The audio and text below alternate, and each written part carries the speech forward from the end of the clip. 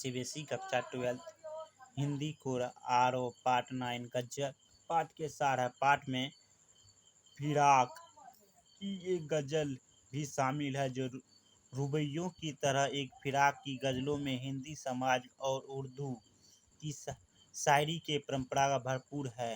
इसका अद्भुत नमूना है यह गजल कुछ इस तरह बोलती है जिसमें दर्द भी है और शायर की उठास भी है और साथ ही काव्य शिल्प की ऊंचाई जो गजल की विशेषता मानी जाती है। नौरस अर्थात नया रस, गुच्चे अर्थात कलियुग से नया रस भर आया। रस में भरे जाने की कलियां विकसित हो रहती है, धीरे धीरे उनकी पंखुड़ियां अपनी बंद गांठें खोल रही है। कवि के शब्दों से नवरस ही उनकी बूंदें गांठें खोल रहा है। रंग और सुगंध दो पक्षी है जो कलियों के बंद तथा उड़ जाने के लिए पंख फहराता रहते हैं। यह स्थिति कलियों के फूल बन जाने के पूर्ण रूपी की है, जो फूल बन जाने की प्रतीक्षा है। पर तोतला एक मुहावरा है जो उड़ान की क्षमता उगाने के लिए प्रयोग किया जाता है।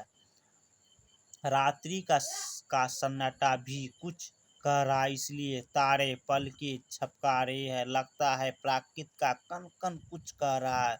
योग की स्थिति में प्रकृति की संवाद करती प्रतीक होती है। कवि के जीवन से संकट नहीं, भाग्य से शिकायत का भाव इस पंक्ति में झलकता है। हम इस किस्मत दोनों शब्द एक व्यक्ति के अर्थात फिराक के लिए प्रयुक्त है। हम और किस्मत के अभेद है, यही विशेषता मुहावरों का प्रयोग। किस्मत का रोना निराश प्रतीक, पर्दा खोलना, भेद खोलना, सच्चाई बयां करना, सरल अभिव्यक्ति, भाषा की प्रभाव हाय मता है। पर्दा शब्दों पुराणवीरता मोहक है। शायर की दुनिया में इस तृतीय का वर्णन किया। लोग दूसरों को बदनाम करते हैं परंतु वे नहीं जानते हैं कि इस तरह अपनी दृश्य प्रकृति को ही अद्वितीय करते हैं। कवि के अंदर प्रेम का भाव अहरा और विवेक का दीनापन भी है। अपने प्रेम और पाने के लिए किसी तरह का सौदा करने के लिए तैयार है। कवि के अंदर एक तरफ प्रेम का भाव भरा हुआ है, दूसरी तरफ दुनियादारी की भी चिंता है। वह अपने प्रेमिका के दुख में शामिल होना चाहती है पर दुनिया के डर से चुपके चुपके रो लेता है। फितरत का कायम है, जितना खो ले है।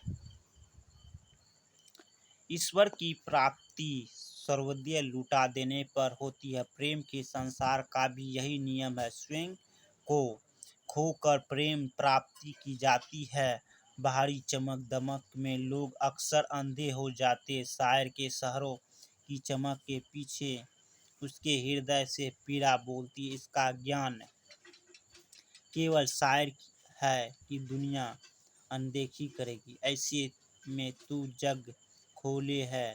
शराब में महफिल में शराबी को देखकर रात याद आती है।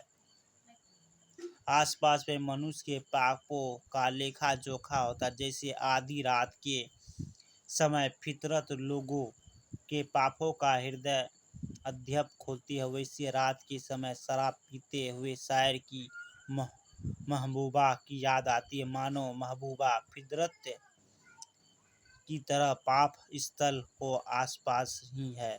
सदैव फिरल की इस पंक्ति में फिराक कहते उनकी शायरी में मीर की शायरी की उचित ध्वनित है। रुबैया पाठ के सार है। उर्दू शायरी में रियायत के विपरीत फिराक गोरखपुरी के साहित्य के लोक जीवन एवं प्रकृति की चमक मिलती है। सामाजिक संवेदना संवेदित अनुभूति बनकर उनकी रचनाओं में व्यक्त हुई है। जीवन का कठोर अर्थात उनकी रचनाओं में असल पता है। उनको लोक भाषा के प्रतीक का प्रयोग किया जाता है। लक्षण प्रयोग उनकी भाषा की विशेषता है। फिराकी रवैयों में घरेलू हिंदू का रूप दिखता है। रुबाई उर्दू और फिरती का छंद का या लेखन शैली जिसमें 4 पंक्तियाँ होती है। इसकी पहली और दूसरी पंक्तियाँ के तुर्क काफिया मिलिया जाता है। तीसरी पंक्तियाँ में स्वच्छंद होते हैं। बच्चे को चांद का टुकड़ा कहा गया है जो माँ के लिए बहुत प्यारा होता है। गोद भरी शब्द का प्रयोग माँ का वात्सल्यपूर्ण आनंदित उत्साह का प्रकट होती है। यह अत्यंत सुंदर दृश्य बिंब है। सुनी गोद से विपरीत गोद का भरना माँ के लिए असीम सौभाग्य का सूचक है। इस सौभाग्य का सुख अक्सर माँ के स्थिति दे रहा है। जब माँ बच्चे को बाहों को लेकर हवा से उछालती है इसे लोका देना कहते हैं।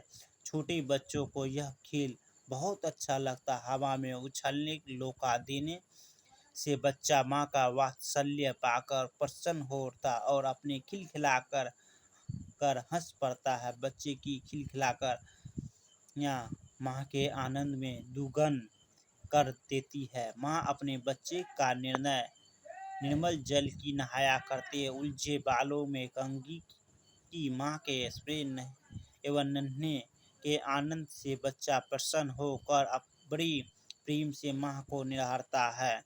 प्रत्येक दिन की एक स्वाभाविक क्रिया से कैसे माँ बच्चे का प्रेम विकसित होता है और प्रगाढ़ होता है चला जाता है। इस भाव में इस रुबाई बड़ी सूक्ष्म के साथ प्रस्तुत किया गया है। कवि के बालक के निर्बलता एवं पवित्रता को जल की निर्बलता के माध्यम संकेत किया है। वे छल के निर्मल जल से छलकना शब्द जल की ताजा बूंदे को बालक के सही छलकाने का सुंदर दृश्य बिंब प्रस्तुत करता है। सावधानी से बच्चे को चोट पहुंचाए बिना उसे कपड़े पहनाने से माँ का मातृत्व ही कुशलता बिंबित होती है। किस प्रकार से देखता बच्चा मुँह को पंक्ति में माँ बच्चे के वात्सल्य बिंब को माँ का प्यार दुलार स्पर्श और नहाने जाने का आनंद को अनुभव करते हुए बच्चा माँ को प्यार भरी नजरों से देखकर उस दुखी अभिव्यक्त कर सूक्ष्म की अत्यंत मनोरम बना पड़ता है। संपूर्ण रुबाई की दृश्य बिंब बच्चे को गोद में लेना, हवा में उछलना, स्नान कराना, घुटनों में लेकर कपड़ों पहनाना। श्रेय बिंब बच्चों को खिलखिलाकर हंस पड़ना। स्प्रे बिंब बच्चों को स्नान करते हुए स्पर्श करना। दीपावली की पुतलाई और सजावट से घर साफ और सुंदर हो जाते। घरों में रोशनी दिए के कारण तो होती है पर बच्चे के चेहरे की दमक घर की प्रकाश जैसी फैली रहती। चीनी मिट्टी के खिलौने की चमक बच्चे की खुशी कर देती है। चौथे रुबाई में बालक की अठ करने की विशेषता अभिव्यक्त हुई है। बच्चे जब जिद कर आ जाते हैं तो अपनी इच्छा पूरी करवाने के लिए नाना प्रकार की हरकतें क्या करते हैं। जिद्दियाँ शब्द का लोक भाषा का विलुप्त प्रयोग है जिसमें बच्चा ठुकना, तुतकना, पाँव पटकना, रोना आदि सभी क्रियाएं शामिल है। माँ बच्चे को बहलाना जानती है और उसके लिए तो बच्चा ही चाँद है। दर्पण में चाँद को उतारना माँ की समझदारी दर्शाती है। राखी के चमके तारों के लच्छे कहा गया है। रक्षाबंधन के बच्चों धागों पर बिजली की लच्छे है। सावन में रक्षाबंधन आता है। सावन का संबंध छीनी घाटा से है। घटा का संबंध बिजली से है। वही संबंध भाई का बहन से होता है। सावन में बिजली की चमक की तरह राखी चमकीले धागों से सुंदरता बनती है। धन्यवाद।